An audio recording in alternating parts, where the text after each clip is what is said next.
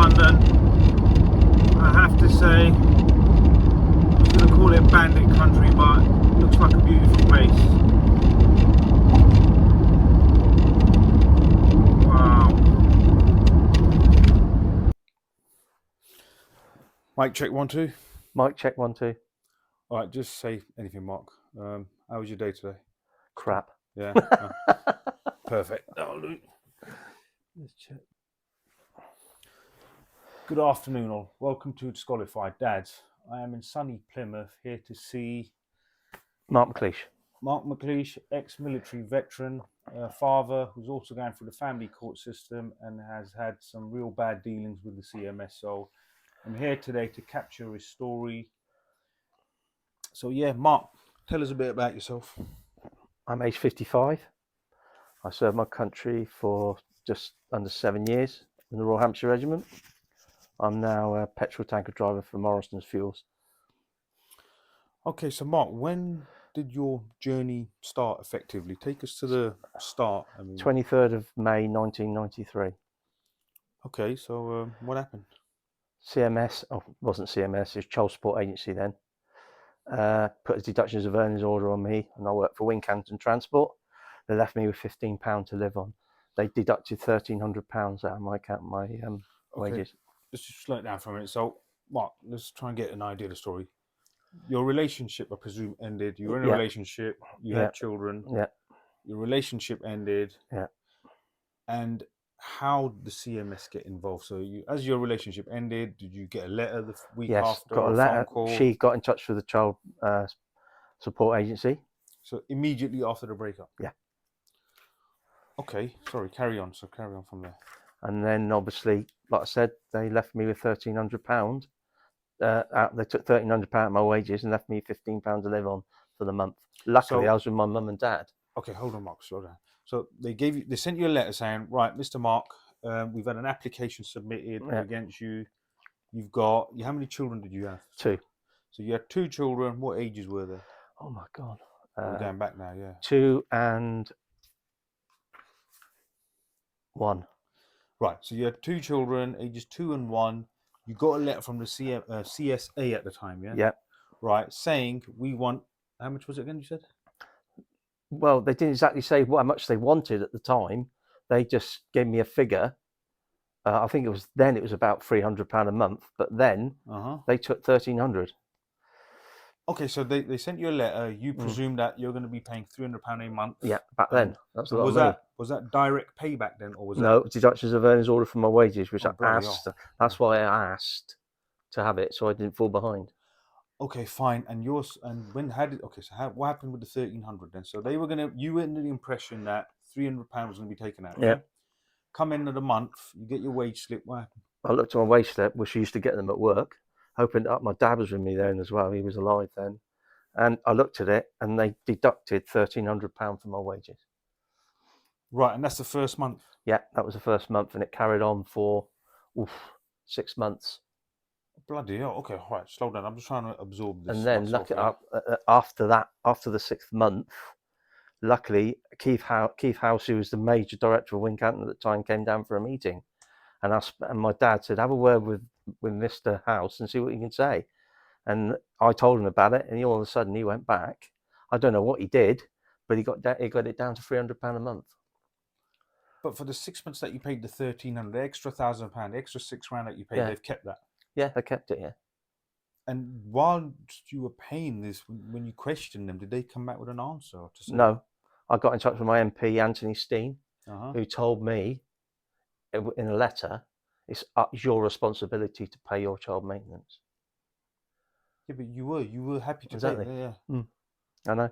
So that money that was categorically being taken out your account, you can do nothing about it. No, because it was a DOE on my wages. Wincanton would serve the court order to remove that money from my wages. Yeah, I think this is the reality that people don't realise, that how violent. Okay, can you tell us a little bit about how you felt at the time when you felt? So you got your wage slip end of the month. You looked at it. You see £1,300 gone. You ring around. You speak to people, and basically everyone seems to have shut the door on you at the time. Yeah, the main culprit was my MP, Anthony Steen. All right, so the MP's even in on it. Oh yeah, he was. I've spoke to him even over the years. I've spoke to him about it, and he just ignores the question. I've actually gone into one of his meetings up there, and actually forced my way in, and had him in front of everybody who was there as well. They just looked and thought, "Oh God." But that's how I felt. I just had enough. Yeah, I know the feeling, man. It's horrible. It's horrible. All right, and at the end of the 6 months before, once they effectively sorted this out, did they talk about getting you your money back, the No, overpayment, or anything like that? nothing. I had nothing back at all. So basically, it's a dead end. It was a dead end. It was like you pay it, and then I carried on paying it. Then after that, until I met my partner, which all went wrong as well. So basically, you were mugged off for $6,000. You were mugged effectively. Oh, more than that. It was at that time. $7,000. Yeah, so at that time, yeah, you were mugged for nearly $7,000 yeah, by a government. I suppose you could call it at the CSA. I don't know if the CSA was an independent Child contractor, Support Agency. which is a government agency. Yeah, it was. Effectively, Yeah. you were robbed by the government agency, and you're the one who arranged the payment directly from your wages because you were a happily paying parent of your children. You were happy to pay, but they took advantage of that. Clearly. Oh God, did they ever? All right, so let's move on a little bit from that. Yeah, what happened after that? Obviously, 1993 was a long time ago. Well, 1993. I met my partner in 93, just after 93, 94. Right. I won't mention the other names. I then had twin boys in 1998. I bought a house down at Tamerton for us all to live in. She decided she wasn't going to go, so then I left her. Oh God! So I had twin boys then, plus Matthew and Lara all together, and they were obviously then the child support agency were involved again. I can't remember. It went up to £57 a week, I think it was then. Okay, so was it the same? Okay, and it was still the CSA at the time, yeah. Yeah. So that obviously you left. It's not a great situation. You're going through the emotional turmoil, I presume, of the relationship and kids and all of that. And then what happened? You got a letter again or a phone call? I actually got a phone call. Right. Okay. So I spoke to them, and they said, right, we need to do another assessment more wages, and they came back with £67 a week, I think it was then. Yeah, okay. £67 a week for 4, which I thought. I said, is that enough? They said, yeah, that's fine. Fine, that's fine. I left it at that. That went on for. Was this on top of the £300 you were paying? No. That was full. It was up to £450, £500 a month for total. But for the second application, it was £67 a week. So so it was about £240 a month. Yeah, something like that. Plus the previous application. Okay, and you're happy to pay. I was there. My kids, I was quite happy to pay. Yeah. Okay, fair enough. So carry on from there. And then obviously, I've known Tracy for years. We got together, and we went to buy a house at Bowers Park, and then obviously I was paying those payments, and I couldn't afford to pay the mortgage with paying that sort of money. So I got back in touch with them, and they were fine. Okay, we'll drop your money to £47 a week. I went, fine, that's brilliant. Got my house and everything. But that's where the mistake started. Okay, hold on, let's slow down here. So just so I can keep up with it, because you met Tracy, yeah, your current partner, yeah. At that time, that was in 94, 95, yeah. No, this was I met in 94. Me and Tracy got together in 2001. Okay, fine. So 8 years on. So for the 8 years, you were a paying parent with that other figure, the previous figure of 400 and whatnot. You're paying that monthly to the CSA, direct from your wages for both set of kids, yeah? Yeah. Then in 2000, when you met Tracy, you were buying a house, yeah? You and Tracy, me and Tracy bought a house. Right. So you're buying a house together. You get all the CSA and say, listen, I can't afford, or this is my situation. Yeah. And they said, no problem. Yeah. We'll drop it down a bit. And they did. Okay. But that's when the trouble started. Okay, go on. Because what they did is they paid my ex-wife more money than they did for my twin boys. So they paid 1x more than the other. Yeah. Right. And they kept that going till 2016. Obviously, my first children finished in 2008, but the boys, my twin boys, finished in 2016. Right. And that's where all that time they made a mistake by paying the wrong person the more money. Right. Okay, slow down. I know it's confusing. I know what you mean. Yeah, sorry. Let me get my just to sort of viewers confused. So in other words, they overpaid my ex-wife, and they should have paid more. Right. So from 2001, yeah, they paid the first X, not first X, more than what they should have paid. Yeah. And that went on for 16 years. Went on till 2016. Yeah, it's a long time, man. Surely. I know. Didn't they twig like? No, they didn't. Didn't any of the... No, they didn't bother. So no one actually figured out that there was an issue or on behalf of the CSA? No, until I rung them up on the 4th of April 2016, because the boys were coming to age in July. Then. Yeah. And they said, oh, by the way, I said, where are you coming from now? Oh, by the way, what? Oh, you're £9,000 in arrears. Sorry, let's slow down for a minute. So the boys are coming of age, yeah? They're coming up to, I presume, 15, they're 16 18 then. Age. They're 18. Okay, they were 18 right. then, yeah. Okay, so they're coming up to 18. So did you call them or they called you? I called them. You called them to say the boys are coming of age. What's going to happen to my payment? Yeah. Right. And then at that point, they said £9,000 in arrears. Okay. I said, how can I? Then I elaborated. I said, how can I be £9,000 in arrears when I paid by deductions of earnings all of my wages? It's in 1993. We don't care about that. They said, you're £9,000 in arrears. And I said, I can't work it out. How? Yeah. And then I obviously appealed against the decision. The first part went completely crap because they said that my company hadn't paid some of the maintenance from 2007 to 2008 when they had. And then they had another excuse that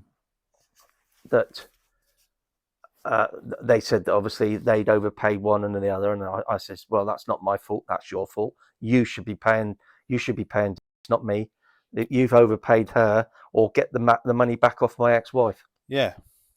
And they didn't. They just said, no, you owe the money, and that's it. And then obviously we went to independent case examiner, who then came back on the 24th of April 2018, saying that I rung them and says, look, what's happening with the investigation? I said, what's happening? She says, oh, you're not in arrears. The case is closing. Oh, right, okay then. So all the money I've paid for the last year, I want back, please. Yes, okay then, not a problem. They were going to sort that out. I was on my way back from London. I'm driving, and I had a phone call from the child maintenance service telling me to give them a ring. So I got back here.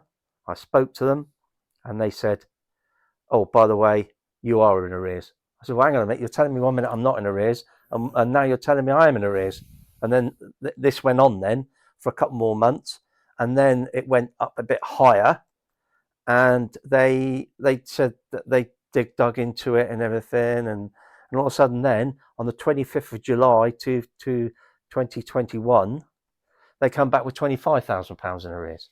Right, listen, Mark, just slow down. I'm having trouble keeping up. I know, it's hard, isn't it? We're gonna just dissect it. Yeah, we've got time. Let's just try and dissect some of this. Yeah, so I'm gonna try and catch because someone listening, they don't understand the magnitude of the psychological turmoil that this takes. Oh yeah, people don't understand that bit. Yeah. Now, okay, so go back to say 2016. Boys are coming of age. Yeah. They're 18. Yeah. You phone them up. Yeah. They tell you you're £9,000 in arrears now. Yeah. Yeah. Just adjust my mic 1 second. Sure. So now, when they tell you that, yeah, you've already had dealings with them for the last 16, 17, almost 20 years prior to 2016. Yeah. When they call you. When you call about 2016 and they say to you, you owe us £9,000, what is that like? Can you explain some of the emotional or psychological impact when someone keeps? Oh, I couldn't believe it, because me and Tracy wanted to Well, technically back then I was starting to plan for my retirement, Okay. and I couldn't do it because they were taking. They said I was in arrears, and what they wanted me to pay was ridiculous. At one point, they wanted me to pay £1,300 a month. What, 2016? Yeah, For the for the arrears. £9,000 arrears that they're Yeah, claiming you yeah, got. Okay. and they didn't even do an assessment on me. Yeah, they seem to just make it as they go along, by the sounds of it. Well, they have the amount of times I caught them out on the phone was unreal. The amount of times I caught them out, they were lying. Okay, so in 2016 though, yeah, you know when you dealt with them in 20, was it? It wasn't the CSA at the time, was Yeah, it? that was CMS. They'd just gone over, hadn't they? Yeah, so you know when you transitioned over from CSA to CMS, Yeah. was there any changes to your end, just out of curiosity, like, or was it just carried on as normal from the money that was being deducted from you? Well, no, they stopped. I did, as I started to appeal against the decisions, they stopped the money because I was at the verge of suicide at one point. So I Right. told them I've had enough. I'm just you just leave me alone. Don't ring me anymore. If you want to talk to me, you write to me. And they stopped the payments, and I didn't pay anything for a year and a half. When was this? That was 2017 to 2018. Okay, so 2016 was when they try and Yeah, land you with this £9,000 arrears. yeah, You're going back and forth. yeah. You obviously, can you talk a bit about this, the Oh self-deleting well. thoughts and all that? Oh, sorry. It's right. It's right. Take it. Do your thing. Let me just. Oh, this is all different. Oh God, go. What we'll do, we'll go to a short break, Mark. We'll go to a short break and we'll be back in a minute. Let's just Yeah. Do gather you our want? thoughts. One sec. Do you want a can of Coke? Right, we are now back from a short break. Now, Mark, that first sort of opening was quite a lot of information, a lot of numbers, yeah? So Yeah. I'm going to try and break some of this down and so I can understand it. And also for those, you got to understand, yeah, because you've been in the system so long that when you say it, it sounds normal, but you got to understand, we need to try and get it out there so people can understand. They have no experience of CMS, how they operate, how violating. Look, I can understand and relate, yeah, because I know how violating and vile they are, how they speak to you, how they push you to the point where you feel helpless. Yeah, that feeling of helpless, you Yeah. can't go nowhere, you're stuck in a system where you're not in any immediate threat of violence, but they, by litigation, by your wages, all of the, the system that we live under, this democracy, so-called democracy, but they can violate you in many ways possible. And those who have no dealings with them, they don't understand that feeling. So No. we're going to try and touch on all of that, yeah. But so carry on from now. Look, so just to recap, 2016, they slap you with a £9,000 arrears because of the mistake they made on their side, on their admin. Yeah. It's no longer the CSA, it's the CMS. You're stressed out between 2016 and 2017. You said, don't call me, don't talk to me. I am on the verge of, unfortunately, self-deleting and self-harm. You couldn't, you couldn't take it. You had enough. What happened from there again now? And how also, as you're telling us, tell us about your health a little bit. How do you My health mentally deal with deteriorated this? really badly.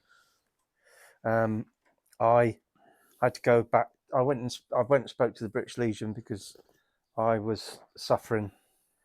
Well, they put PTSD on me, really. Sorry, one thing I forgot to ask. So, during this period, yeah.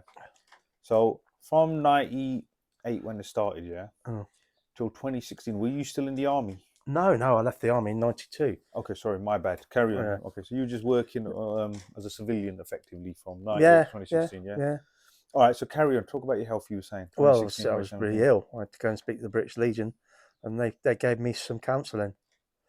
Okay, and this is direct stress, Yeah. the mental Yeah, I couldn't sort of sleep. trauma. I couldn't work. Well, I kept working, but I struggled.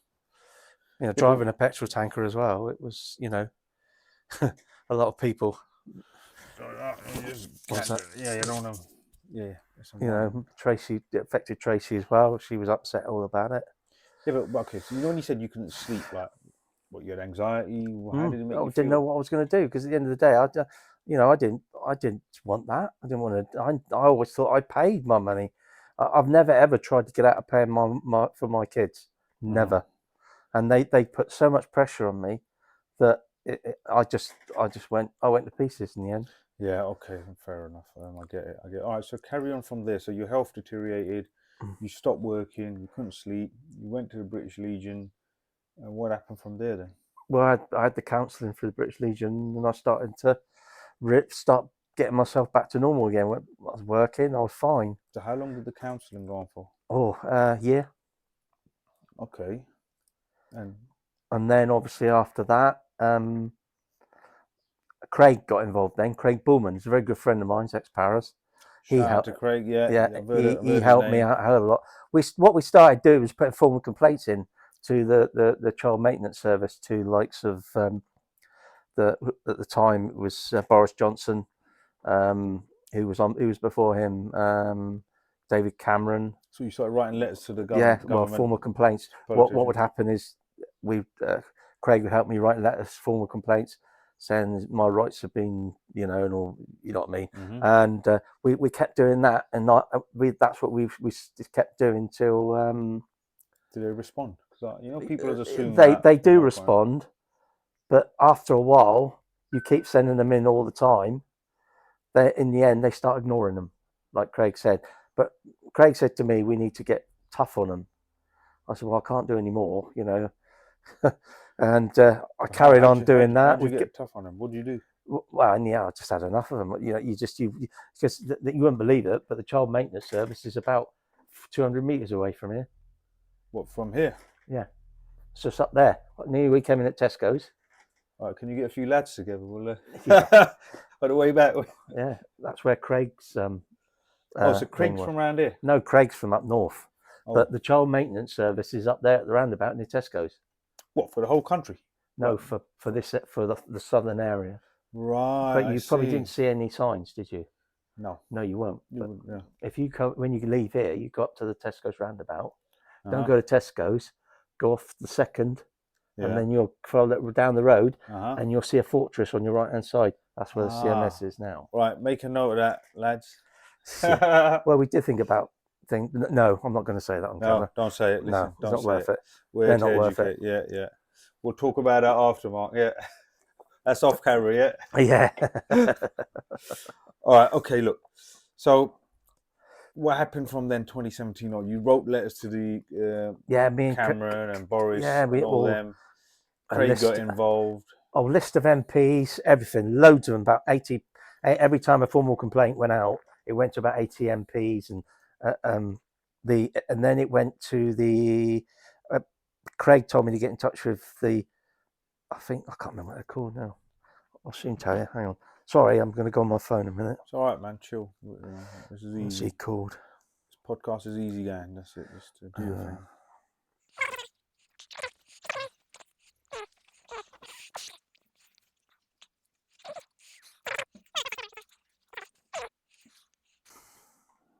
While you're looking for that, just a quick question. Did these letters writing to the did it help all of it in the end or not? Did it work for you? No. Oh, okay. I thought we're leading up to some success story. No. That's bad news. They're called the. I can't remember what they're called. It's where you get in touch with a government and tell them that your health's deteriorating and the reason why your health's deteriorating. That's a government department. Yeah, and they can then, if you can prove your case that it's really affecting your health, they then can intervene with the child maintenance service and say leave them alone. Right. Okay. So there's a government department. Yeah. You can. I can't remember what it's called now. I'm trying to think what he was called now. I can't remember now. It was about 2 years ago now. All right. Don't worry about that for now, then. Yeah. So you got hold of them. Yeah. And they didn't go for me. They went for the child maintenance service and says I was £25,000 in arrears. Hold on, how did you go from 9 to 25? You said you were 9,000. No, I went from when it went to the independent case examiner. They did a thorough. Well, they said they did a thorough, and they came back and says, "Oh, by the way, you don't owe 9,000. You owe £25,000 now." Right, I must have missed that bit. Hold on, slow down. I'm losing track of this now. Oh, sorry. Yeah, apologies. It was Amazon or was it? No, I put it on silent. I thought I put it on silent. Sorry. That was your ringtone. No, it's bottom. Oh, yeah. All right, so just take me through that journey slowly, yeah? You're getting too fast for me. Well, no, the independent case examiner took the case on. No, but okay, 2016, 2017, 2018. £9,000, you were stressed out, they left you alone for a year. Did they freeze the account? No. Oh, they froze it when I told them I was going to. Yeah, you're gonna self-harm or whatnot. Self-harm, and then that went on for 2 years must have done. So we get into 2019. They came back in the end with the £25,000 arrears on the 23rd of July, I think it was, 2021, that I was 25 grand in arrears as well. Yeah, but is that because they kept adding up? So what they're saying is from 2016 you're Yeah. 9 grand, and by 2019 all the back and forth with the politicians, the letters, Yeah. all of this stuff, Yeah. all of this, you went to the British Legion, your health, they've ignored all of that, and they said no. They added on another 2 years and said, well, now it's 25,000. Yeah, in arrears. But your kids were 18 by then. Yeah. So I thought it stops at 18. Yeah. It does. The trouble is, this is arrears. They want the arrears. Yeah, but the arrears were 9. Yeah, they're saying the arrears were 9. No, it's 25 now. When they went to the independent case examiner, they came back saying, no, you don't owe 9, you owe 25 now. Oh, because that was a whole new figure they came out with. Yeah. Right, sorry, I'm thinking... Which I am now paying. Well, you're still paying it? Yeah, I got DO on my wages now. Flip it, hold on, man. I've got to have a minute here. Flip. Mate, this is worse than I thought. It's a lot worse. So, 2016, 2017, they tell you 9. Yeah. You had all this drama back and forth. You started fighting it. Craig got involved. Boris supposedly got involved. You sent him letters. Cameron, all of them. Yeah. They couldn't do anything about it. And then it went to this independent case examiner, the ICE in CMS. Yeah. They've looked at it and said, actually, it's not 9, it's 25. Yeah, well, 27 altogether. Oh, flipping it, man. 27, right? Yeah. So they've now slapped it at 27. So what happened to this? So then you went to this government body that help you and support you if these people are stressing you out, Yeah. So you went to them at 2019. Yeah. You were 27 grand in debt. Yeah. It's 2019. Yeah. What happened there? They came back, said that no, we're not going to. We're going to go by the side of the CMS. Say, yeah, you do owe the arrears, and you will pay it. So they turned on you. Yeah. And they're supposed to help you for your medical problems.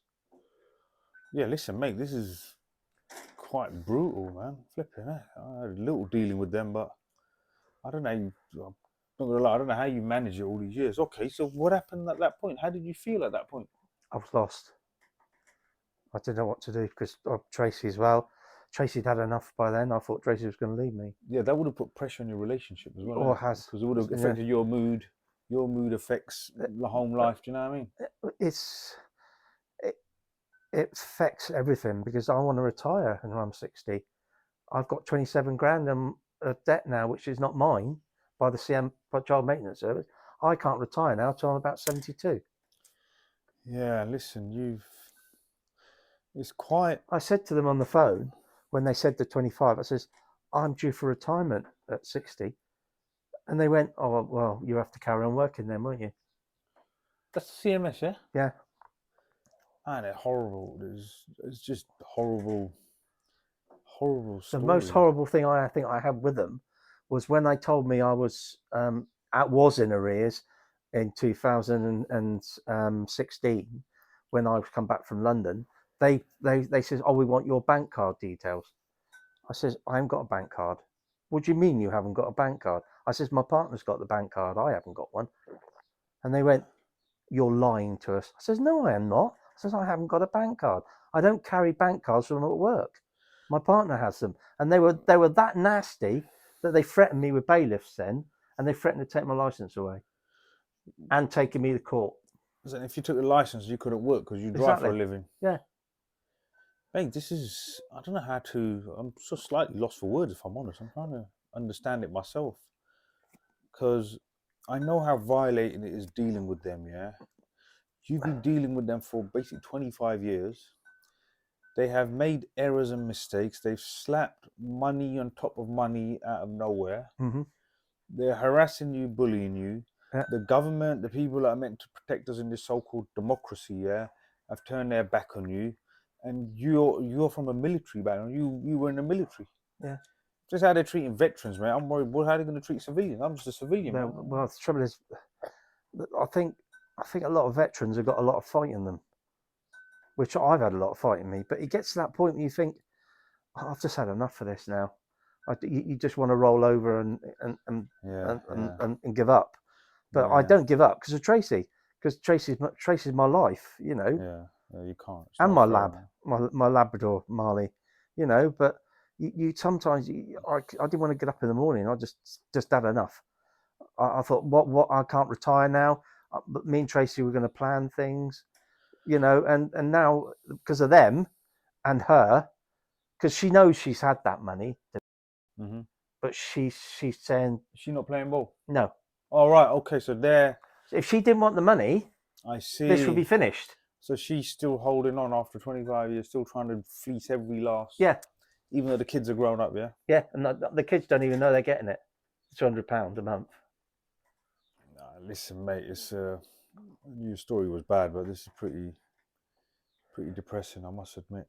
Okay, so look, let me try and understand a bit more of this now. Let's try and break it down. Or look, like when you're going through the family court system, and generally when you have no contact with I your didn't children, go through the family court system.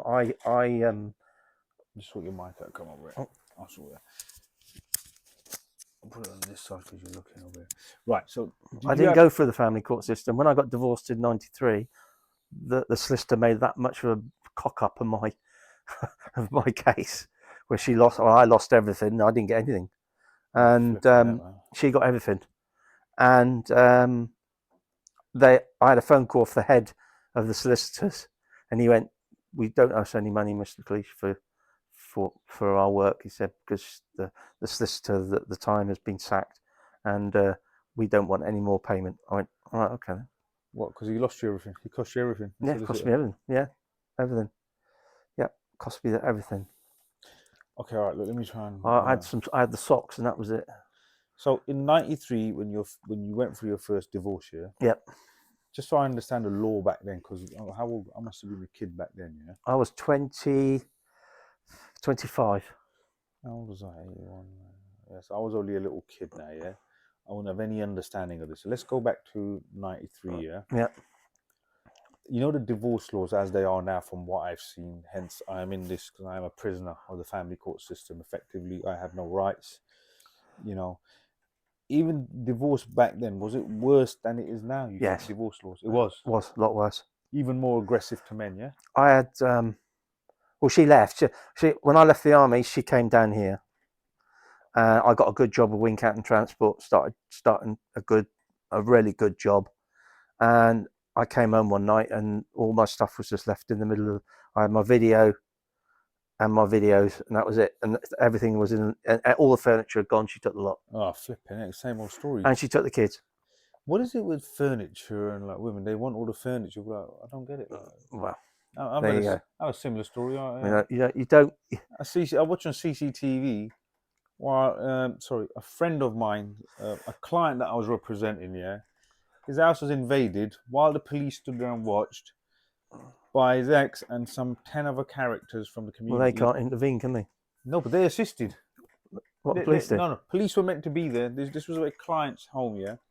Police were meant to be there to make sure nothing got robbed. She was just meant to pick up some personal belongings for her and the kids. That was the information handed over by the police. And she emptied it. So this client turned around and said, okay, avoid a high conflict situation. Never, didn't hang about. She rocks up with all these so-called brothers from the community, yeah? All these so-called practicing brothers from the community. And they stripped the poor geezer's house out, like in a van, and the police stood there and watched, and they were meant to be there to make sure nothing got robbed. We've got voicemail from the station, from the sergeant saying, we'll be there, make sure nothing gets robbed. And they stood there, practically helped them load the van. This is the police. Oh. This is what I'm saying. What's the family court machine get against you? And I never had dealings with the family court because mine went straight from divorce straight to the child support agency. No, but hold on. Let's go back to your thing. So you came home. All the it was all gone. Everything. So you still had the house. No, we were renting. I hadn't bought a house at the time. Okay, so all right. So but then that I lost out there because we only been there a month. So you got someone front, yeah. Yeah, I paid 2 months deposit for the house, and I lost everything because I had to leave the house because obviously I didn't want to live there. I was on my own, so I went home and back to my mum and dad's. Fair enough. But I lost £1,800. Okay, that was the start of it, and by the sounds of it, it was, and that wasn't the end of it. So that was at '93. When you were with, did you have a house together? No, I bought my house in 2001. I bought an old army quarter actually at Tamerton and Foley. What they did is they put them all up for sale, and my mum, bless her, but she's dead now, she actually queued for a house for me Uh-huh. And I got an old army quarter and I bought it. And I said to Denise, right, we've got a house now. You know, you can come out of the system now, and you can come. We can go and live legitly in this new house. Yeah. Oh, I'm not going. She said. I went. Well, what about the kids? Oh, I'm not going. She says, I'm not risking that. I said, what do you mean you're not risking it? Then I thought, that's it. I've had enough. Done. I'm out. Oh. And So did you see your kids or not? I haven't seen my kids since 2011. All right, hold on. So let's go back to the first missus. Did you see those kids, or do you have contact with them? That is. I've had the kids have been put into care. I've had the mother put into a what they call it, where they have to be protected. Shelter, because she was with this drug addict, and Matthew, my son, actually had to pull the knife out of his hand, or he would have stabbed his mum. I then had a phone call from the social services telling me that what had happened, and that would have been in 2005, and they said, I said, I wanted to go and pick them up, you see. I said, look, I want to come pick them up. They can come down with me and live with me now. Yeah. And they says, no, you're not allowed to, because they're in such a state with what's happened. You could just make it worse, which I understood. Yeah. So obviously then Matthew went to my ex-wife's sisters, and I think Lara went to one of the other sisters, I think, and Matthew tried to hang himself. Oh man. Yeah. And then obviously I said to my mum, and look, we need to go and pick him up. And then obviously she came back on the scene again, and obviously it didn't happen, and that was it. Because I hardly ever seen my kids at all, because they lived in North Wales, and it's a long way to go. And I tried to get there as much as I can, but I couldn't. So this was, when you said you tried to see him, was it, so when you and her broke up, the first missus, yeah? So the kids would be in their 20s. What would they be? They'll be well into their 20s now. No, but Lara's 31 now, and Matthew's 32, 30, so 34. So in those early years, like, you had no broken contact. I tried to get, they were up in Wales at that time. Yeah, I tried to get to see him as much as I could, but I couldn't, because it was such a long way. And you know, she chose obviously, to go there. I was paying maintenance as well, and I couldn't afford to go up there. But she chose to move up there. Yeah, she went back home. Oh, I see. She took the kids and went at the time. And that was it. Yeah. And basically, you had no say or choice in it. Effectively. No. Yeah, it's a bit similar to now. Really, it's very difficult to have any say or choice. But I'm all right. I speak to Lara now. My daughter. I got 2 grandchildren now with my daughter. Okay. And, but you know, it's horrible. Isn't it? It's horrible. But the next part is even worse. Go on. When the boys, obviously, when I left, my dad was dying of connecting tissues to all the lungs, she stopped. He stopped my mum and dad seeing the kids for 2 years. Oh, and my dad was dying. Why did she do that? Because she's horrible. Yeah. Okay. I wasn't going to swear. Tracy told me not to swear. Yeah, let's not. And she stopped my dad seeing them. My dad didn't see them until we went to see a solicitor, and she had a solicitor's letter, and all of a sudden she gave in and let mum and dad see him. But me and Tracy couldn't have them. Yeah, listen. Because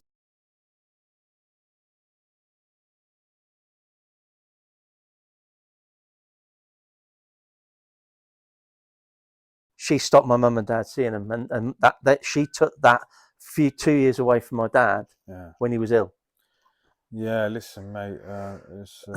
And then obviously, mum was ill, and she stopped. She didn't really see much of the kids then, and she then passed away in 2010 as well. That's what people don't realise. When one parent loses contact with the children, effectively they've lost. Well, don't get me wrong. I didn't know the boys because I hadn't seen them. You know, I hadn't seen them since 3 years after I'd left because of her, and I couldn't. I know it's horrible to say, but I just couldn't bond. Every time I tried to have them, I just couldn't bond with them You're a stranger, that's why. because I'm a stranger, and they thought I was a stranger. So you when you obviously you split up, boys were small, they were babies, yeah. Yeah, they're 4. Oh, they were 4, so you didn't see him for 3 or so 5, 6, 7. You didn't see him until 7 again. Yeah, when So they would have shot up from 4 to oh 7. yeah, I started speaking to them, and Yeah, it I would have just been didn't. I just difficult. couldn't. And what we were going through at the time with the house and everything, and I just couldn't bond with them because technically the CMS or child support agency back then, the payments in the end finished me. I lost my home. Oh God, okay, let's go back to that. So when was this? Which home? That was in 2006. So the home that you got, Yeah, with me and Tracy. you and Tracy got in 2001. Yeah. Mm. You were paying your mortgage. Yeah, and then obviously the child maintenance on top as well. We Uh-huh. in the end it went up again, and we just couldn't afford to keep our house. Okay, so let's talk about when it went up there. So let's go from 2001 to 2002 it was fine. Uh-huh. 2003, 2004, 2005. Uh-huh. I had to remortgage in 2005 because we obviously with the child maintenance, child support back then, the payments were going up. We couldn't afford it in the end, and in the end, in 2006, on February the 1st, 2006, we walked away. Because you couldn't afford the mortgage No, we couldn't. and the CMS and all of that. All the other things as well. We were paying on top.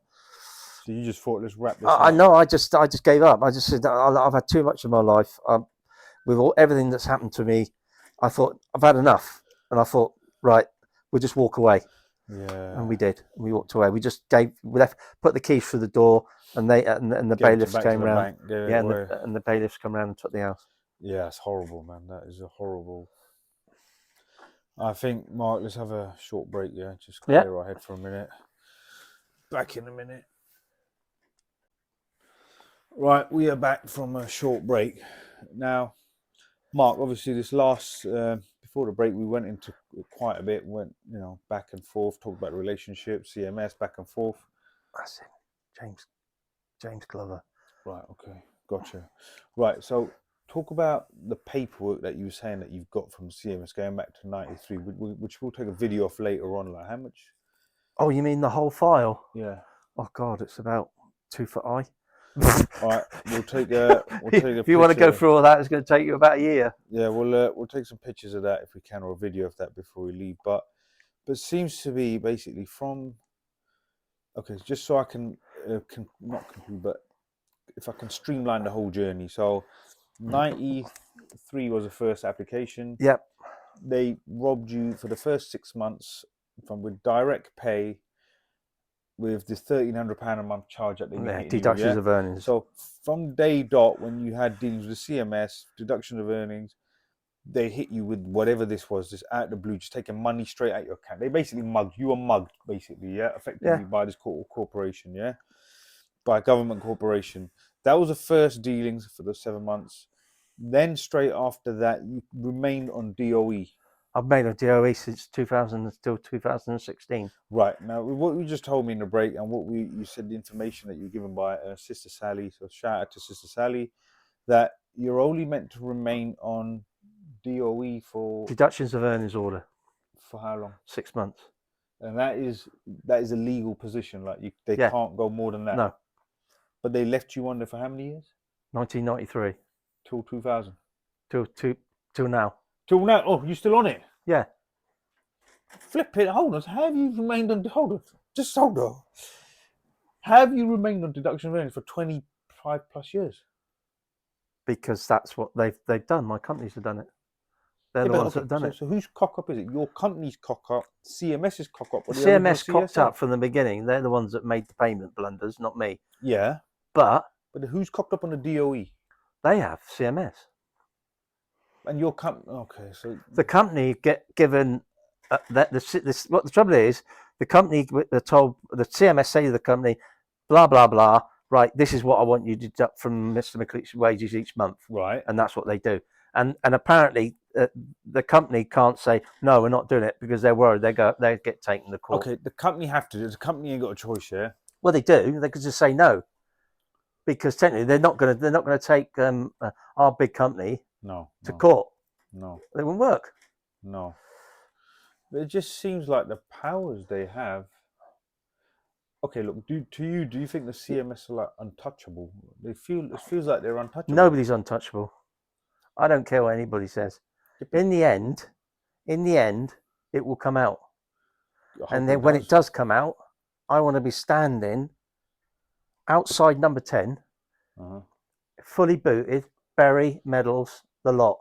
And I want to knock on that door and I want to say to the Prime Minister who's there at the time, we got you. And I'm going to walk off. Man, I want to be standing next to you when this happens. Okay, so Yeah. look, just to try and understand this, because your situation seems to be, I mean, Sister Sally, this is one of Well, the worst cases here, everybody but says, this is bad. like, obviously, I went through a real bad period because my dad was dying of cancer. I had this problem then. My partner had a brain hemorrhage. My mum then had breast cancer. I then lost my mum in 2010 with breast cancer, and I lost my dad in 2006. As well, we're going through all this. Yeah, this is what I'm saying. And on top of that, with And stuff they with your knew about children as that well, because I yeah. told them, I says that I'm not in a very good way at the moment. My parents are all ill. I says I can't deal with you at all. But they didn't care. No, they don't care, man. They don't care. But this is what people don't realize, the powers they have. And do you know currently the two bills that they've passed through Parliament where they can revoke your passport and your driving Well, they license threatened me. without taking. Nobody can do it without taking you to court now. They're Yes, I passing. know. Yeah, Yeah, I they're know. trying to pass that bill through Parliament now. It never get through Parliament. That's your rights. They can't. If they get that through, then that's going to have to come out from the beginning anyway. They can't do that. They can't just slip that under the counter. That will come They're out. trying. But my point is, look. Okay, let me ask you another question. Yeah, you're obviously, you love your country. This is your country. I did. Okay, yeah, you did love your country. You were in the army. The pride and that sort of thing. When you're a patriot to your country and you join the army, there's something special about that. That sort of serving for your country. Yeah. Mm. When you've then obviously come back as a civilian, you've left the army, come back as a civilian, and you've realised this is going on under our noses. These corporations, Yeah. CMS. Let's be honest. No one, everyone from the Do you government know what turned I their back really on you. thought? Yeah, go on. Why did I bother? Why did I bother putting my life on the line in Northern Ireland twice, 2 tours, to come out and be left on the scrap heap? Because that's exactly how I felt. This is it. Yeah, exactly, and that must hurt. I don't want to bring up old And then wounds and Mac, stuff, but another thing that really affected me as well was when Mac joined Wincanton about 2 months after I did. His wife left him, and she went to the child support agency. He then went out on the moors and he gassed himself. so just talk about this. What, Mac? Yeah, Mac. Was he a friend of yours? Well, he wasn't a friend. We just obviously he was ex-army, and we had Andy Bray as well. He was there. I still speak to Andy now. So just to clarify, just people say And Mac was an ex-army. Mac was a person. sergeant major, but I can't remember what regiment he was in.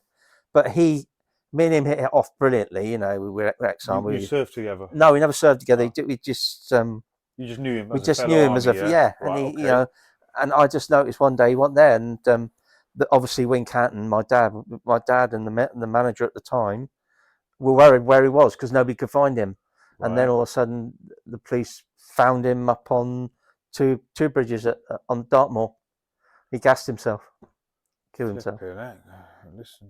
Yeah, but the actual death was registered as accidental. But we knew it wasn't accidental. It was because of the child support agency. So he was locked into their jaws as well, yeah? They left him £1. They left him £1 to live on for the month. They took everything he had. See, I've heard a lot of. We hear a lot about the war veterans, being left sort of on the scrap heap generally. Yeah. When they come back, there's not much support for them. Do you know what the problem They're is? redundant, and add to that, the CMS and the family courts. And did you know as well in the family courts what they said due to ex-veterans? No. The allegation they use against ex-veterans is, especially from the mother's side, the allegations he's got PTSD. Hence Oh he's a yes, danger to, yeah, yeah, you know the old he's a PTSD card, yeah. yeah, So he's a danger to me. so he was good enough to fight for the country, and good enough to be put in danger for the country effectively. When he comes back, he can't even see his own kids because he served for his country. Well, I knew exactly something was wrong because when I did come out of the army, I was told I was going to be housed down here. I went down the housing office in Plymouth. I had the van outside, I had the kids, I had the furniture. I walked in and I said, I'm here to be housed. We're not housing you. I said, what do you mean not housing me? I've just left the army. No, we're not housing you. We ain't got no houses for you. Well, what do you mean? I was told to come and speak to you. No, we don't know anything about that. So I got my kids outside. I got a van full of furniture and I had nowhere to go. So when was this then? 93. And you, so 93. No, sorry, 92 when I came out of the army. 92, you come out of the army, Yeah. yeah? You had your first missus and the kids then, yeah? Yeah. So then what, they're meant to provide you with housing when you come back? Yeah. That is like a standard thing. Yeah, it was. I was told by my family's officer when I left Colchester that they were housing me in Plymouth. So why didn't they house you? What happened? What was the problem? I don't understand. What happened? Why did they say no? They just said no. That was it. There's nothing I could do about it. So then I had to go. I had to go stay at my mum's then and dad's. Go away. And then obviously I managed to find somewhere to rent, but she was only there a week and she'd gone. So yeah, man, he's been done pretty badly. Well, the best thing's ever happened to me is just you won't see her on camera because she's not camera shy. She's just had enough of it all, and you can't blame her.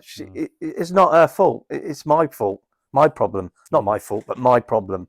And Tracy, my partner, I love her to bits, and she doesn't deserve this. She doesn't deserve to be treated the way that we have been. No, I agree, man. I think it's. I mean, I know the system's bad, but the way you've been treated is beyond. I have to say, man, it's quite a unique case. I mean, we worked it out. Me and Tracy, we actually sat down and worked out how much on maintenance I'd paid from 93 up to 2018. I paid £500,000. Flipping heck, man. That's a house. Yeah, man. Say that again. Over the 20 odd years, we paid just under £500,000. £500,000 to CMS. And then all child support agency, then the child maintenance service. Yeah, they've and they're still making me pay now. They're still pushing you now with the false arrears. Yeah. And now they're chasing you for these false arrears that have been created. Yeah. And frankly, the government, all the ministers, politicians, MPs, they are not interested. Put me in Parliament for a day. You put me in front of all of them. I'll stand there, and I will absolutely rip them to pieces. And Craig Bullman as well. He would as well. We've lost two. I know that there's loads of civilian lads out there having exactly the same problems that I've had, but the veterans that have been lost because of them, through suicide. Because I could have been one of them. Because I'll tell you now, one day I got a bit of rope from I'd had enough. And I said, Tracy went to work. I gave her a kiss. I went and got a bit of rope, and I walked down to the field there with that rope, and I'd had enough. You contemplated. Oh, I did. I sat there for 2 hours, and I put the rope up, and I put the noose around my neck. What happened? Carry on. What stopped you? And then Tracy stopped me. Tracy, the thought I'd leave Tracy behind. Yeah, man. That's horrible. You know, that's horrible. But this is what I'm saying. People don't realise that pressure, or when that letter comes in, or that phone call, the anxiety and the violation it causes. Do you know what I mean? Shut up! I can't bloody think. Sorry, everybody. I can't remember how to bloody make it go quiet. It's all right. Don't worry, man. It's all right. No, it's quite serious stuff, man. This is very. It's frightening. It's frightening. This is what I say to people. This is the problem. They got away with it for so long. The problem is that now is you've got I'll mention names now because I don't care. Obviously, not people that I know, but like people like Piers Morgan, other stars. All of them know exactly what I sent an email to Piers Morgan asking him to get involved with this, and he declined. So he sits in his little. He sits on ITV or Yeah. his new, and he slags everybody off and this, but he wouldn't stand up for the people, Yeah, for veterans. for veterans, Let's not be just clear. veterans, But all of those all the affected ones by being CMS. affected by this. Yes, no, definitely. This is what I mean, and what people don't realize. What my point is this: I say to people, if we don't bring this out, expose this, and No. highlight this now, yeah, what about those teenagers or boys in their 20s now growing up, right, that could face this system today, tomorrow? Well, Or Tracy's son he's paying through the child maintenance service now, and I've always told him now, keep an eye on it. Don't let him get away with anything. yeah, this is very. People don't realize the child maintenance service is so powerful as a corporation. And just to clarify, just so people know, yeah, they're an independent contractor to the government now. Yeah, child maintenance. I don't know about the CSA or what it was. No, the CSA were government. Right. So child maintenance service, yeah. CMS, are an independent contractor, and they make millions annually profit off of the money that they make for meant to take for children. And they're all, and So they're how not do they paying make them, are they? So how do they make that much profit? How can you make that much profit on money that's meant to go to children? Exactly. So this is what I'm saying. It's profit before children. Yeah, but the problem is there's a lot of fraud going on as well. Yeah. So I think the false arrears, and this is what we're trying to establish, is around the false arrears, which is what you've had. False arrears created, then they've chased you and pursued you, and you were a paying parent, and they've hounded you for over 2 decades, basically. Yeah. And they've, I can't, to be fair, fully understand the full extent of the misery they must have caused. I mean, and like you said, you came close. My dad used to say, when you get up in the morning, it's another day. Yeah. As long as you get out of that bed, you go somewhere, you go to work, you're fighting them. If you give up, yeah, you're not. But look, I know that feeling. When you get up here, and just to get off your back onto your feet, when that is a battle right there. When I know how difficult I've had these moments. Just to get on your feet, how difficult it is. Now with your situation though, it must have been just magnified, because that CMS, whenever you close your eyes, you know that they're there. End of the month, they're going to take out your wages. Yeah, but the most irritating thing of all is that my ex-partner we had with the twins, she knows I paid the maintenance. So all of a sudden, she now wants more, even though I paid for 18 years. Yes. So she's it's a classic case. What CMS do now? See, okay, our kids are grown up. Yeah. Currently, I don't know if you're aware, but the situation with CMS is this currently: the less contact a child has with the father or the non-resident parent, the more you pay. Exactly. So they're incentivizing the no contact. And this 25% of your wages is crap. Absolute rubbish. What they took off me. Pre-tax. Sorry, you got to clarify. Pre-tax is the only organisation that can make a calculation on your pre-tax earnings. Yeah. No other organisation up and down the country, no other organisation does that other than the CMS. No, I know. So how can they get away with that? Exactly.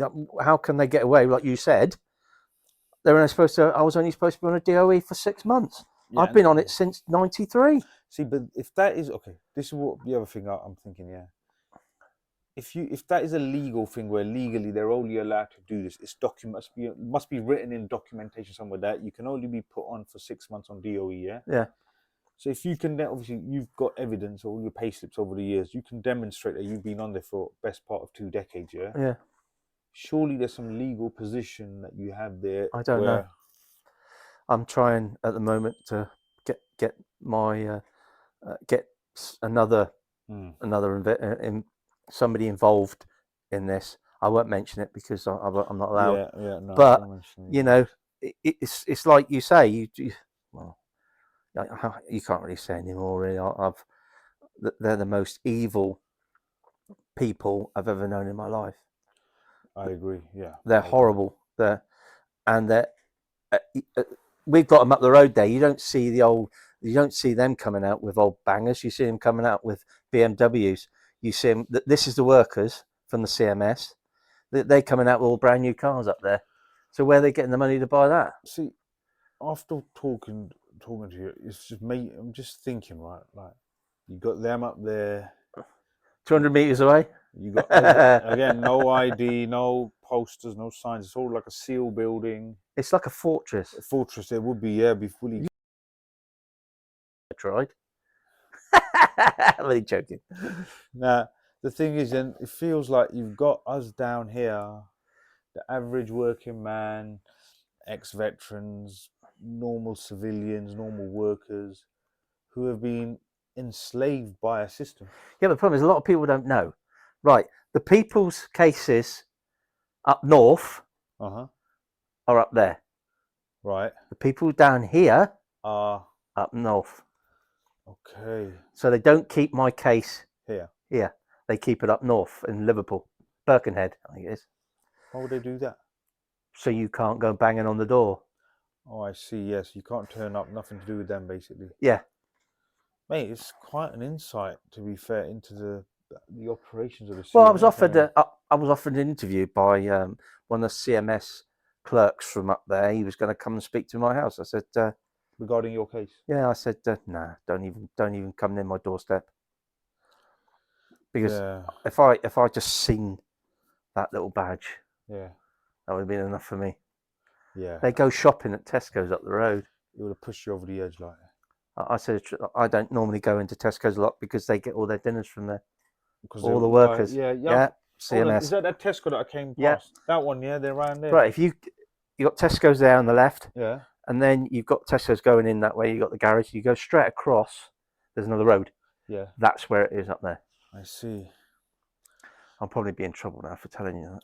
Mate, I'll probably get locked up by the police. It just seems like basically but look, I'm trying to understand it. Look, because look, when you've had no dealings with family court or CMS or anything like this, yeah, you still have this illusion that we live in a democracy, yeah. There's constantly this illusion of democracy. The way the media, the press, the way we're conditioned as we grow up here in this country is, we are a democracy. We have laws and processes and procedures in the country, and and this is what I'm saying. I believed, even look, until I entered the system, I was still part of that illusion. I sent an email to, I can't remember what she's called, the one that's running it now. Who's running it? That woman. What's she called? Yeah, I don't know. Right? Yeah. I sent an email to her. You got blood on your hands. And I had the police ring me and tell me, behave yourself or we're going to lock you up. I says, hang on a minute. I says, I'm not breaking the law. Go and speak to them. Yeah. I says, I wasn't nasty. I just says, you got blood on your hands. And all of a sudden, I get a phone call off the police telling me, if you send any more letters or to the head of the CMS, we'll lock you up. Yeah. I went, well, what have I done wrong? All I'm telling you is she's got blood on her hands because people have died. Yeah, but this is what I'm saying. Look, can you see how much power they have? Yeah, but that power can only go on for so long. I agree. If we've got people out there who want to talk, like me, Craig, there's other lads like Craig did a lot of work for that lad, that ex-RAF lad who committed suicide. People, his parents from other lads that have lost their lives. Ian Briggs. Yes. Yes, I saw the interview. Yeah. I was actually on with Craig that day. We try and help, but Craig tries to help a lot of people. But you, people out there who are having problems with the CMS now, need to stand up and do something about it. If you sit there and let them walk all over you, they'll walk all over you. But if you start standing up to them, they don't like it. And that's why I had the police on the doorstep. Yeah. Well, listen, there is something they can do. As you know, Sister Sally Ambrose from Split the Difference has done a lot of work. You call her Sister Sally? I call her Sister Sally. It just feels very respectful, right? You know, as one of her sort of. She's lovely, isn't she? So yeah, so she's arranged obviously this march just to put it out there, like Mr. Mark said here, July the 5th. It's time we did something about it. Otherwise, normal working class people, veterans are just getting walked all over. We have to stand up. We have to unite. We have to turn up on the day to do something about it. That's the only way we could take these corporations on and the government on, if we unite. So I just want to remind everyone and put the message out there. July the 5th, march into Parliament, where Split the Difference, Sister Sally, 18 months of research and study, and they're going to hand it in to government and highlight the atrocities and the illegal practices of the child maintenance services. So they're going to, try and do something about it. So please turn up. put your story out there. What would you say to all the veterans out there? Because look, they are veterans, they are soldiers, they're warriors, effectively, the ex-veterans. Well, they should. Can we urge them to come out? Yeah, of course you can. But at the end of the day, if you let them walk all over you, they walk all over you. But being ex-military, you should have a fight in you. Yes. And don't let them beat you. Yes. But we can do something if we unite. Now, Mark, let's just go to a quick break here because this is quite an intense, that's very intense. My head's spinning here. I can't keep focus. I'm going all over the place. So we'll go for a quick break and we'll come back. Yeah. Yeah. Right. We are now back after a short break. My head was slightly frazzled, so I needed a little extra time.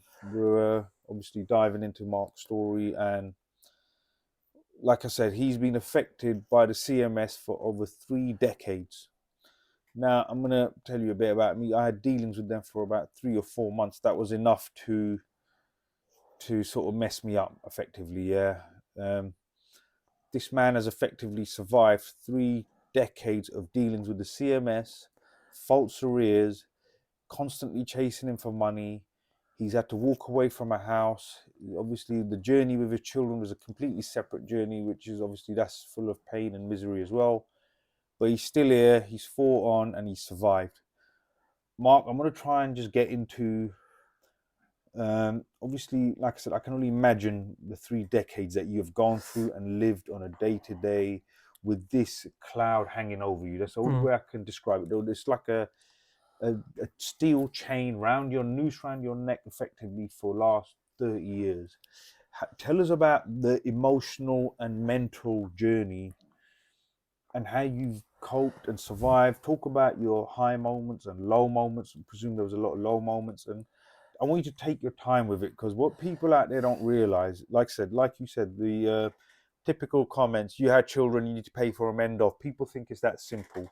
Now, I just want to highlight again, you were a paying parent. You were a happily paying parent. You were happy for them to do whatever they needed to do because you thought they were a legit organization that are going to help you maintain your payments for your kids. So you're a paying parent, number one. You're not a feckless father and all the deadbeat dads and all these terms that were put out by the media to demonize fathers, yeah? Mm-hmm. Talk us through the last 3 decades of the emotional and mental turmoil that you have survived, and take your time with it, yeah? Take your time. How do you survive? So 93, look, I'll go back to 93 because we've got the idea. I'll try and direct this, yeah? 93, that letter came in first thing, yeah? Yep. You got that first brown letter, yeah? Mm-hmm. Now, I know I speak to many fathers, and I've had this experience myself. You open that letter, it says CMS, you read it, they've got this calculation, and straight away there is talks on there about they can take it straight at your account unless you come to an arrangement. This and that. It's a very aggressive letter. They were. You get the anxiety straight away. So tell me, did you get? Yeah, well, you're not used to that sort of thing, are you? I just looked at it and I thought, you're having a laugh, aren't you? Did you get anxiety? Did you get? Well, yeah, because I thought, well, am I going to pay this? How am I going to live? Yeah. And so obviously, I phoned them. I managed to get through in the end about 10 days later. Even back then. All right, they're still the same now, yeah. Oh, yeah, and I spoke to him. I said, look, I can't afford that. Well, tough. Yeah. So I then spoke to somebody, I can't remember who it was, told me to go to my local MP, Anthony Steen. This was in 93, but the first letter, the first 6 months, yeah? Yeah, right. and he sent me a letter back saying, your responsibility to pay your child maintenance. So that door shut on you. That door was shut on me straight away. So how did you feel at that time there? I felt let down. I thought, hang on a minute, I've served my country, I've just come out of the army, I've got a job, I ain't on the dole. Yeah, I've got a job straight away. You're a good man, yeah. I paid my dues. Yeah. And I get that. And I thought, where do I go wrong? So why do you think we're being treated like this? Is it just because we're an easy target. That's why. In the military, you do things. You're told to do something, you do it straight away. Yes. And the trouble is now, all those veterans and not just veterans, other lads out there and mums as well. Some mums are having the problem. Yeah. But you've got to do it, and that's it. You can't give up, because if you give up, they win. Okay, so go back to that, right? So You were let down by your local Yeah. MP at the time in '93. And I'll name him, Anthony So, Steen. Another door shut on you. And look, I can only describe my feeling. Did you get like the anxiety in your Yes, heart? You oh know that God, yeah. feeling like, oh, My think, oh first, no, like these people are hunting me and it's haunting you everywhere you go. Like, did you get that feeling of violation? I felt it was, I was, how can you, I was like being hounded, Yeah, harassed. It's like a harassment. harassment. Yeah. It was Did like, you feel on edge, like fight and flight type of oh feeling? God, yeah. I thought I was obviously on my own then, and you know, I just thought, where's this going to end? I Yeah, thought, what am I going to do? You know, I'm working for nothing. You're a wage slave. Yeah, Yeah, you're just a wage slave. Yeah. like you said, they took £7,000 off me in my first 6 months.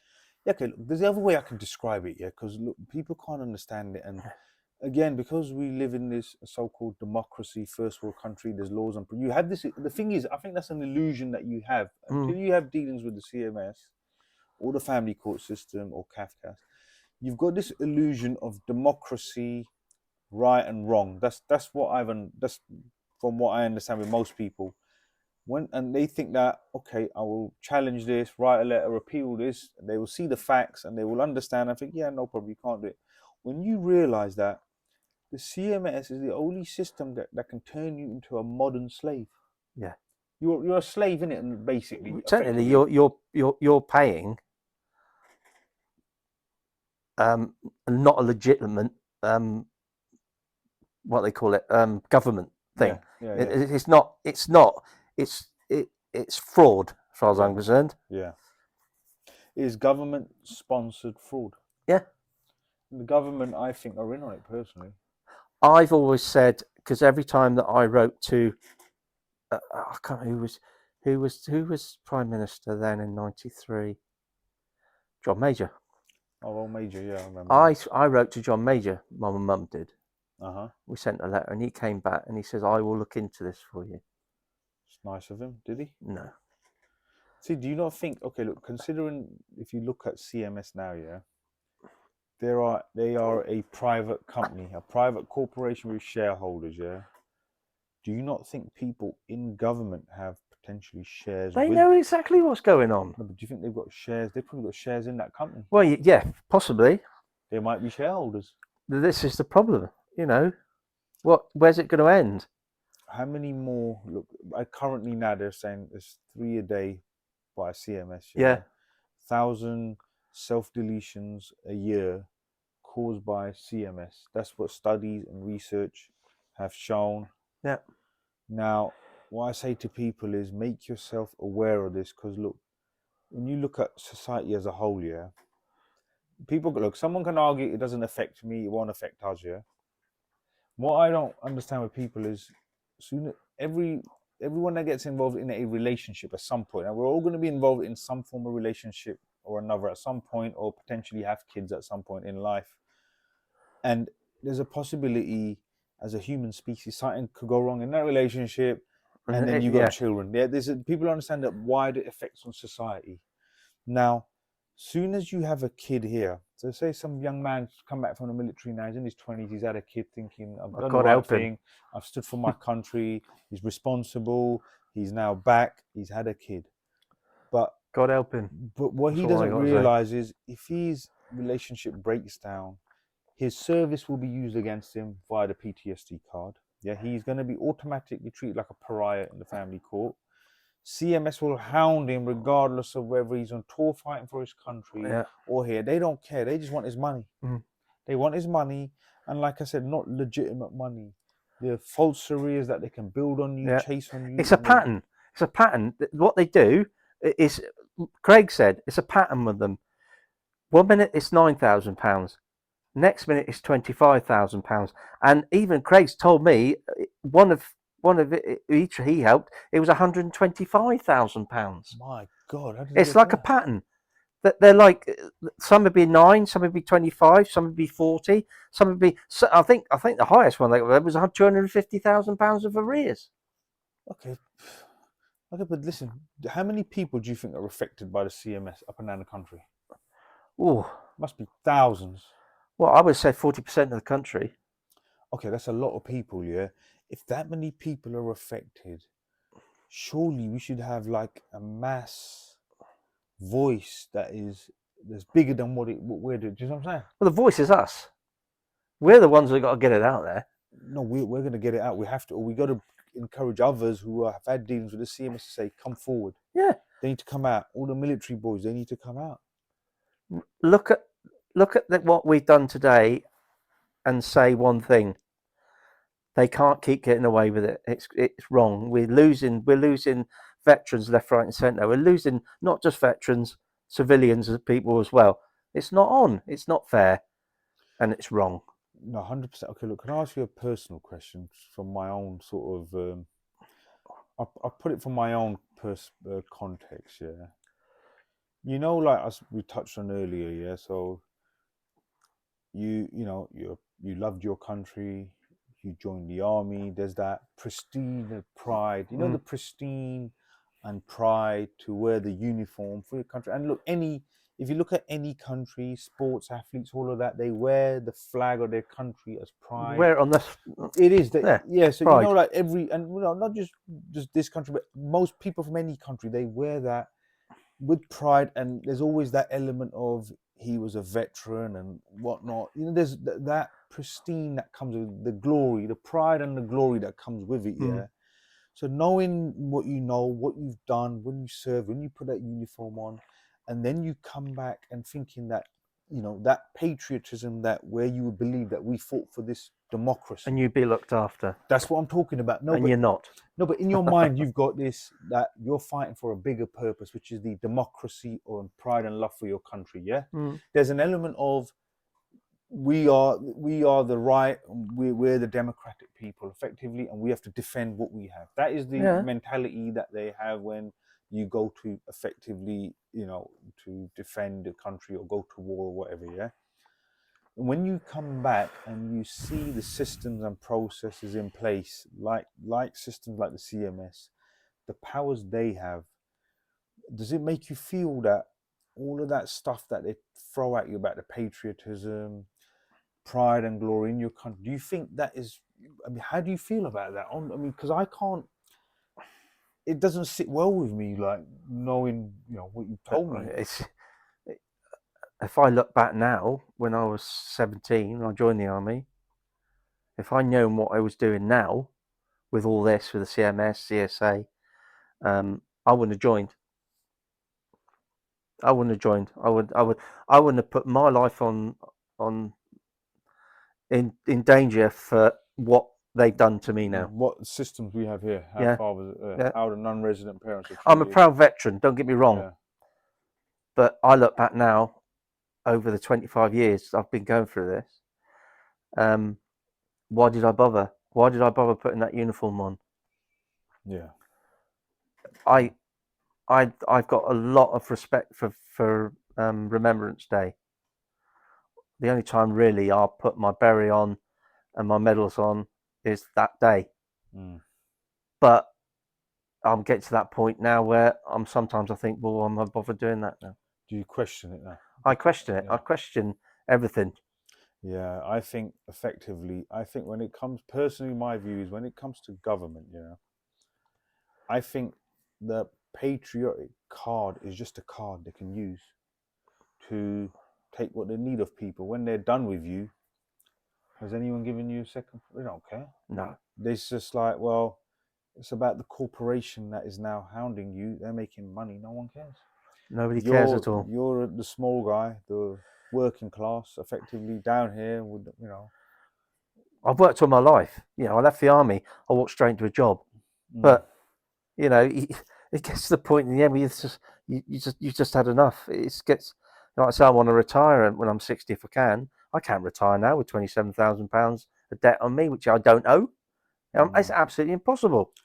Okay, going back to that debt now, just to understand, is that you're currently still paying it? Yeah, it's coming out of my wages, DOE. So you can't, and there's no way of stopping that now. No, the only way I could do it is, no, I won't mention that because that's coming. Yeah, don't mention anything about your case here. Just no. Keep it stump, yeah. But my point is, in the meantime, they can still collect it, and there's no way, there's no other mechanism. You've tried every mechanism for them to say this is wrong and to stop them, but there's nothing that's worked up until now. No. Craig's tried his hardest, bless him. We think we were getting there, and then all of a sudden we just got thrown back. It's like they've got this hold on me like that, Yeah, and they won't let go. they've latched on. Yeah, and they seem to. This is what I'm saying. They've And the latched trouble is, on. like, I work for a big company. The thing is, though, all those lads out there, ex-veterans and civilian lads who work for big companies, They've got the you. companies won't stand up to them and say, no, we're not putting the DOE on him. He doesn't know that money. But they do. Yeah, yeah. But a company effectively, I'm thinking, probably have no real say on it because the CMS work under the DWP, which is a Yeah, but government organisation. I found out from my company, I asked the wages department now, I said, have you had a court order from the child maintenance service for take money out of my wages? No, we haven't had a court order, they said. We just had a letter. I said, well, why are you letting them take the money then? They haven't had a court order. So It's what? against the law. Yeah, exactly. So they've cocked up. So they cocked up again. And I've got the proof. Well, I've sent a file to Farrick. It took me 3 weeks to go through all my paperwork from the beginning of '93 till end of, I think, even today, going through it all. And I've got the proof that they made all the mistakes in a file, and I've handed it to Farrick. I'm quite happy if anybody wants to have a look at that, they can have a look at it. Got the file. We're going to put it out there. Don't worry. We're going to have a little look. We're going to put it out there. But yeah, listen, Mark, I've got to say, it's very sad to, I mean, I feel it, man. I can see it in your Well, eyes. I don't care about feel me. it, you There's know. only one person I care about. She's sitting in there, and she's too shy to come in and No, talk. I feel your pain, man. 30 years is a lifetime. And you know what I mean? 21 years of it, as Tracy's been through with me. Listen, as we mentioned earlier, I just want to say, look, like you said, she's your soulmate. You got Yeah, each she is. other, and cherish that, man. We Because do. You know, we're both divorced. We've both been through bad times, but we're still there, and we're like that. No, that's listen. That's I have to say, as soon as I walked in, I saw the interaction between you two, and you know when you see a couple, you know they're tight. Like We've these two been are together solid. too long. That's what it is. Solid, man. You two are solid, man. I'll tell you, man. You guys are lucky you got each other. You two Well, are I don't know. solid. So, Sometimes because of this, I think sometimes I might come home and she won't be here. no, And don't I think like told James Glover. I remembered his name now from the medical. I've got it on here now. I've got an email from him. I can tell you exactly what it is. Well, do you know what happens to a lot of us? Like, you know, like from the Asian community, what's been happening is I speak to a lot of fathers, yeah. They get PHSO, they're called. The PHSO, right. Public Health Something Authority. Oh, okay, yeah. And his name was James Glover. Mm-hmm. And I don't mind saying his name. They can sue me if they want. I don't care. I ain't got nothing to sue anyway, so you can carry on. But he took their side and not my side. That's the governmental organisation. Yeah, At the time that was the meant to help you. PHSO they're called. They're meant to help you, and they took his side instead of yours. Yeah. Yeah, they're the ones that took his side, not mine. Yeah, listen, man, it's a bit sad, isn't it? It is. Yeah, look, I credit to you. Look, 30 years, almost 3 decades. You've battled them. You've carried on. I think you're an inspiration to many others. You're an inspiration to other veterans who are going through. Okay, what is your message now to the? Because look, veterans are suffering not just by CMS, but they're suffering. You know, when they've come back, there's a lot of veterans living homeless. I've seen them. I've seen them down. Jobless. The CMS is hounding the ones that are still working and serving, and they're being, frankly, I think, treated like crap. Yeah. What is your message out there to all the veterans out there who are going through this, going through the system, going through CMS, going through homelessness, who are considering self-deleting? Fight for yourself. Get up and fight. Don't let them beat you. If you let them beat you, they've won. If you don't, everybody stand together. Veterans, civilians, whoever. We all stood together. We can beat them. And if we beat them, then there's going to be a lot of people going to prison because there's been a lot of fraud going on. There's been a lot of suicides from veterans and civilian lads. And I'll say it again, ladies, you know, we're not just only, it's ladies out there going through the same thing as well. So the trouble is everybody thinks sometimes it's just the fathers, but there are some ladies out there going through it. And what would be your message? Obviously, I think I can ask you this because you've served in the military. What would be your message to the government about the treatment of veterans? Stop doing it. They don't deserve it. They serve their country. You've got see what went on from the 10 years in Afghanistan. I can't imagine what those lads went through. And now they're coming back. Their wives are leaving them, sometimes because of their PTSD. Fair enough, but they don't deserve what the CMS are doing to them. 100%. No, 100%. No one deserves that. All right, Mark. We'll try and I think conclude on that. Right. Obviously, there's a lot of information. Got a lot of information and whatnot. Thank you for your time. That's all right. And thank you for coming all the way from London. Yeah. Listen, mate, I've got a 5 hour. That was quite a trek, and I have to say, I just want to put it out there. Plymouth is not bandit country. It's actually a nice place. So I just want to. You want to live in? But yeah, they do good Guinness. Oh, do they? Okay. Well, all right, guys. Thank you for watching. This is Disqualified Dads. We are Disqualified Dads. Thank you.